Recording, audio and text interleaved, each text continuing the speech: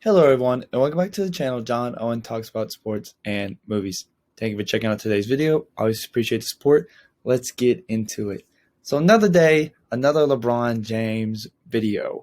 So, over the course of his 17-year career, LeBron has played on a lot of different teams in a lot of different situations with a lot of different teammates. So, the question always comes up, who is LeBron's teammate?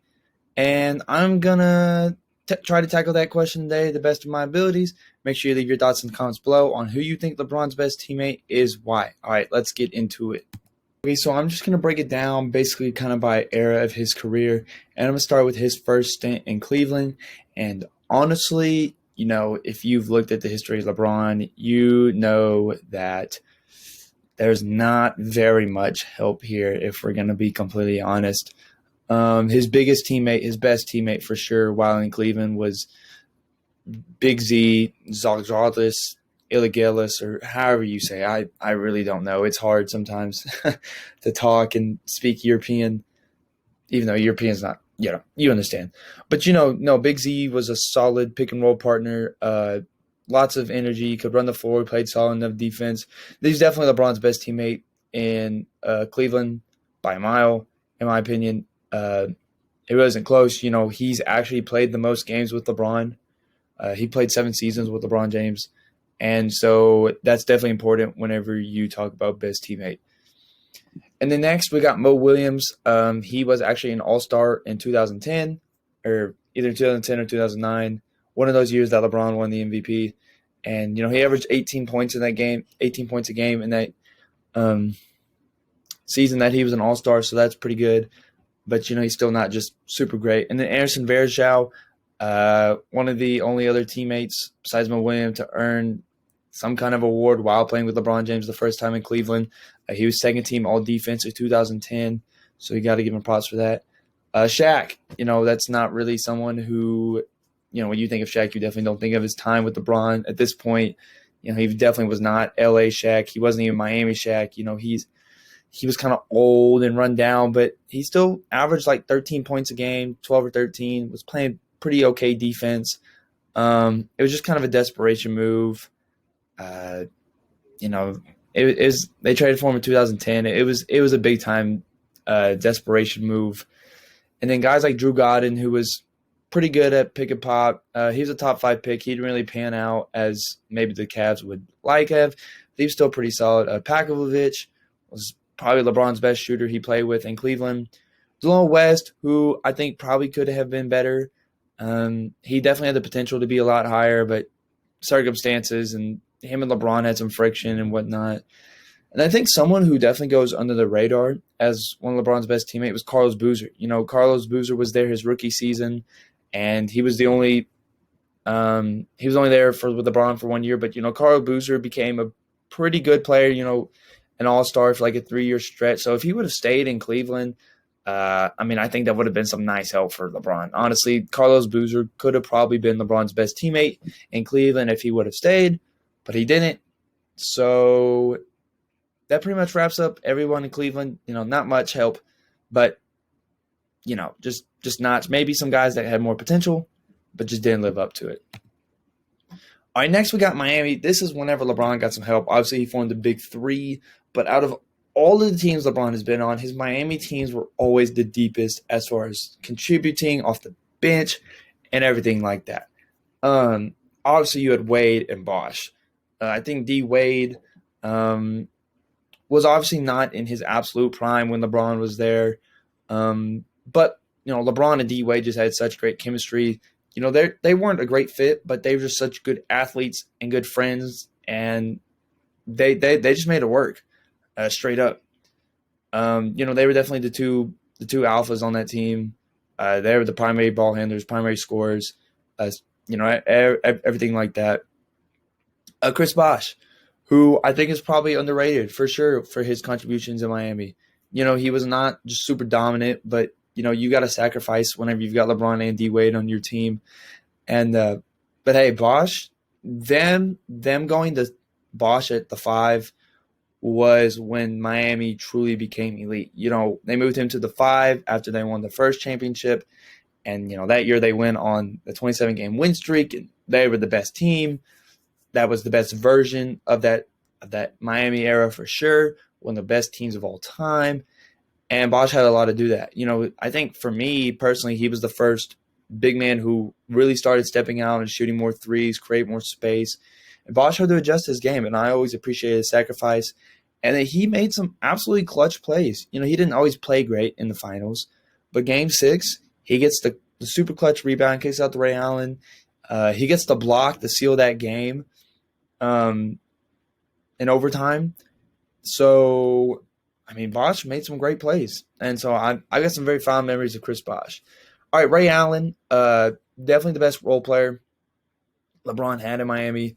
Obviously, he hit the shot to tie the game in Game 6. Obviously, he hit one of the most clutch shots in NBA history when he hit the shot in Game 6 to tie the 2013 Finals and whatnot. But, he averaged like 15 points off the bench, 12, somewhere in that range. He's Ray Allen. He's a sniper, dude. And then Norris Cole and Mario Chalmers, who, split point guard duties. Mario Chalmers was, their punching bag, but I always felt like he played pretty good. And Norris Cole, who's, out of everybody, someone who probably gets the most slept on out of all LeBron's teammates. And, most times in late games, it was Norris Cole getting the minutes at point guard. So he was always super clutch. Shane Battier, Mike Miller, two just shooter guys off the bench who had some big games and stuff like that. Udonis Haslem, who, from a basketball perspective, did not just contribute a lot, but from a leadership and mentality standpoint, indispensable. Birdman, high energy guy off the bench. And Rashard Lewis, who I think, a lot of people forget he was in Miami, but he started that 2013 Eastern Conference Finals and those series against the Pacers when they had to go small to try to neutralize Roy Hibbert and match up with David West and stuff like that. So Rashard Lewis definitely gets a shout out. And then the return to Cleveland, he formed another big three with Kyrie and Kevin Love. Kyrie's a great ball handler, scorer, shooter, closer. It was fantastic. Obviously, he hit the shot in Game 7 to win the series against to complete the 3-1 comeback after LeBron had set up the block. Stuff like that. 41 points in Game 5 of the NBA Finals.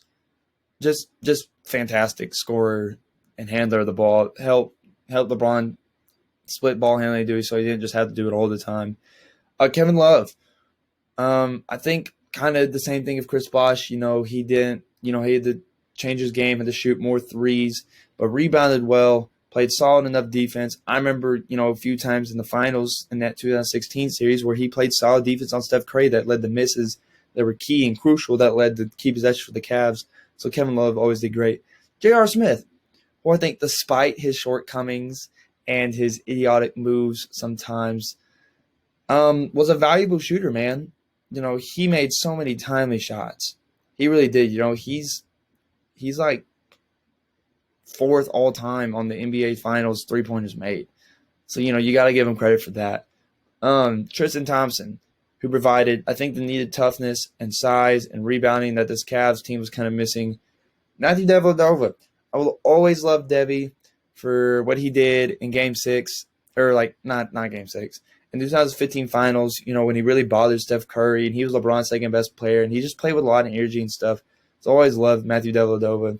Timofey Mozgov, in that 2015 series was super important, provided some help for LeBron defensively and rebounding, stuff like that.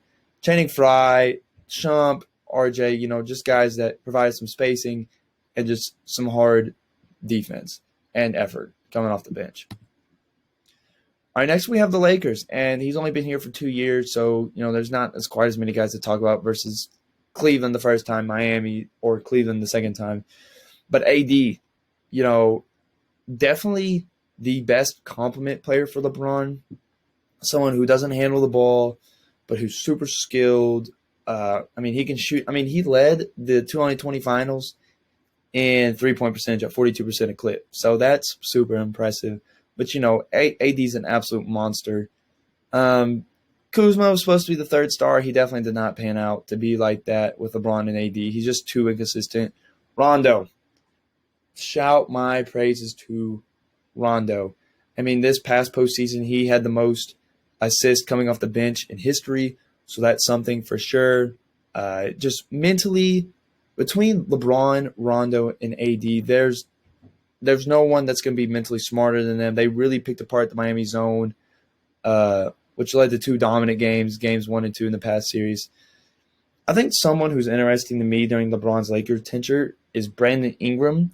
He only played for them 1 season, but I think that if BI was here instead of Kuz, I think Brandon Ingram could have been a better scorer than Kuzma is. He's just kind of more natural with it. So I feel like if Brandon Ingram was still here in Los Angeles, then he would definitely be up a lot, but he's only played 1 year and got traded to New Orleans. I mean, he averaged like 24 in New Orleans, so that's pretty good. And then Dwight Howard, coming off the bench, was definitely a nice kind of surprise. Lots of energy, great defense.